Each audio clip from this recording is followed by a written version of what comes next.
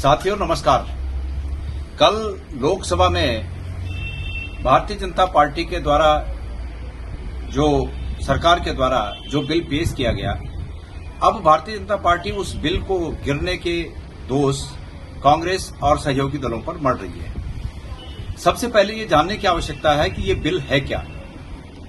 ये बिल वास्तविक रूप में महिला आरक्षण का बिल नहीं है। महिला आरक्षण का जो बिल था वो 2023 में पास हो चुका और प्रधानमंत्री जी उसको 2024 के चुनाव में कैश भी कर चुके हैं। लेकिन अब चूंकि बंगाल में अभी वोट पड़ने बाकी हैं और ऐसे तमाम स्थितियां हैं कि जिनको डाइवर्ट करना आवश्यक है, इसलिए ये महिला आरक्षण बिल नहीं बल्कि ये महिला आरक्षण के साथ महिला आरक्षण लागू करने के लिए उससे पहले एक संशोधन बिल लाया गया जिसका नाम महिला आरक्षण संशोधन बिल रखा गया। इसमें यह प्रावधान है, अब जो बीजेपी जो फैला रही है कि कांग्रेस ने इसे रोक दिया, कांग्रेस ने इसे रोक दिया, इनकी जालसाजी और इनकी चालबाजी मैं स्पष्ट करना चाहता हूं कि क्या है। महिला आरक्षण बिल तो 2023 में लागू हो गया, कांग्रेस के सहयोग से हुआ। इससे पहले पंचायतों में जो महिला आरक्षण हुआ वो कांग्रेस ने किया।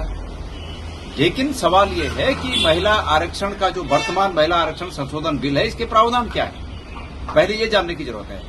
उत्तराखंड के मुख्यमंत्री, उत्तराखंड की विधानसभा अध्यक्ष और देश के तमाम बीजेपी के नेता कल से ये एक माहौल बनाने में लगे हुए हैं कि जैसे कांग्रेस ने महिला आरक्षण के बिल को रोक दिया।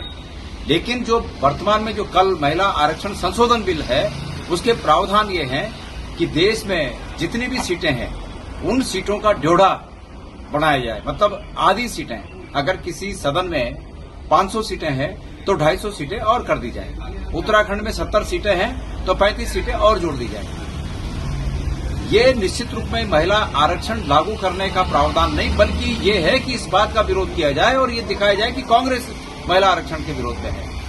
उत्तराखंड के परिप्रेक्ष्य में धामी जी ने एक कल जो ट्वीट किया जो अपने सोशल मीडिया से उन्होंने लिखा, उन्होंने पूरा इसका दोष कांग्रेस को दिया और उन्होंने लिखा कि नारी शक्ति बंधन अधिनियम जैसे ऐतिहासिक संविधान संशोधन और को कांग्रेस और उसके सहयोगी दलों ने मिलकर रोक दिया।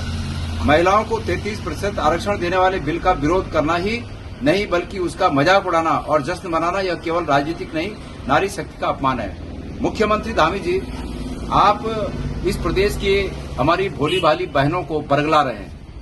महिला आरक्षण का बिल पहले ही पास हो चुका है। अगर आपको महिला आरक्षण लागू करना है तो उत्तराखंड की वर्तमान 70 सीटों के आधार पर महिला आरक्षण लागू कर दीजिए। किसने रोका है आपको? देश के प्रधानमंत्री जी को महिला आरक्षण लागू करना है तो 33% आरक्षण वर्तमान सीटों के सामने लागू कर दीजिए। किसने रोका है उनको?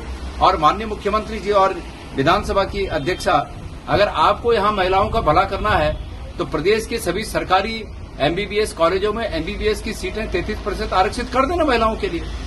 इसी प्रकार अगर यहां पर जो पीसीएस के स्तर के हैं, लोक सेवा आयोग के हैं, अगर आप करना चाहते हैं महिलाओं के लिए तो इस प्रकार का कर दीजिए ना महिलाओं के लिए। किसने रोका है? लेकिन महिलाओं का भला नहीं करना है, कांग्रेस को बदनाम करके महिलाओं के वोट चाहिए आपको। आपकी यही रणनीति है। ऋतु खनूड़ी जी लिखती हैं, इनके ऊपर तो कई बार आरोप लग चुके हैं कि इन्होंने अपनी जो संवैधानिक पद पर बैठी हैं उन सीमाओं का लगातार घोर उल्लंघन किया और अब आज ये लिख रही हैं कि आज लोकतंत्र के मंदिर में लोकसभा में जो हुआ वो अत्यंत दुर्भाग्यपूर्ण एवं चिंताजनक है। देश की माताओं और बहनों को उनके अधिकारों के अनुरूप 33% आरक्षण प्रदान करने हेतु लाए गए। ये कितना गुमराह कर रही है। ये 33% आरक्षण लागू करने के लिए नहीं आया था बिल। विधानसभा अध्यक्ष जी, अपनी बुद्धि और अपने विवेक का प्रयोग लोगों को गुमराह करने में नहीं, लोगों का भला करने में लगाइए। आप कह रही हैं कि 33% आरक्षण को रोकने के लिए कांग्रेस व्यवधान कर रही है। कांग्रेस ने ये कहा कि ये जो आप सीटें बढ़ा रहे हैं, इन सीटों को बढ़ाने का औचित्य क्या है? हमने पहले ही कह दिया कि इस प्रदेश में 70 सीटें हैं, आप 105 करने जा रहे हैं। इसका औचित्य क्या है? इसको साबित करिए। और खास करके आप विधानसभा की अध्यक्ष हैं, आपको तो ये शोभा नहीं देता कि आप इस तरह के राजनीतिक जुमलों का इस संवैधानिक पद पर बैठते हुए इस तरह के राजनीतिक जुमले चलाएं, क्योंकि आने वाले समय में जो आपके बाद इन पदों पर बैठेगा, अगर वो भी आपका अनुसरण करेगा तो उसमें आपकी भी इज्जत तार तार होगी। तो कुल मिलाकर कल आपने देखा होगा कि लोकसभा में जैसे कि बीजेपी को पहले ही पता था ये बिल गिरना है, तख्तियां वख्तियां सब तैयार थे, और जैसे ही वो ये बिल धराशायी हुआ, बाहर आके सब तख्तियां लेके, कहां से बनी वो तख्तियां उसी समय। ये भारतीय जनता पार्टी का बस यही मैनेजमेंट है कि लोगों को गुमराह करिए। मैं इस प्रदेश की माताओं को, बहनों को, इस प्रदेश के हमारी महिला शक्ति को ये निवेदन करना चाहता हूं कि भारतीय जनता पार्टी के इस जाल में फंसकर वो अपने मत का जो भी वो अपने मत का उपयोग करना चाहते हैं, सोच समझ कर करें। भारतीय जनता पार्टी के जाल में फंसकर उसका उपयोग न करें। ये वास्तविक रूप में महिलाओं के हितैषी नहीं है, लेकिन महिलाओं के वोट प्राप्त करने के लिए कांग्रेस को बदनाम करने की उनकी ये चाल है।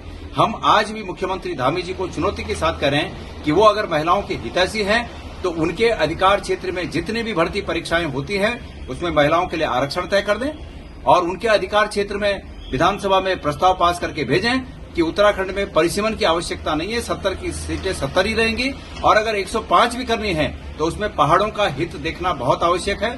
भौगोलिक, अगर मैंने पहले भी कहा है कि अगर भौगोलिक आकार को अगर आधार नहीं माना जा सकता तो जनसंख्या को ही आधार मानकर ये करना चाहिए कि अगर प्लेन मैदानों में अगर 1 लाख पर या 3 लाख पर सीट बन रही है, अगर 3 लाख पर मैदानों की सीट बन रही है तो पहाड़ों में 1 लाख पर वो सीट बने, तब जाके पहाड़ों के साथ न्याय होगा, महिलाओं के साथ न्याय होगा।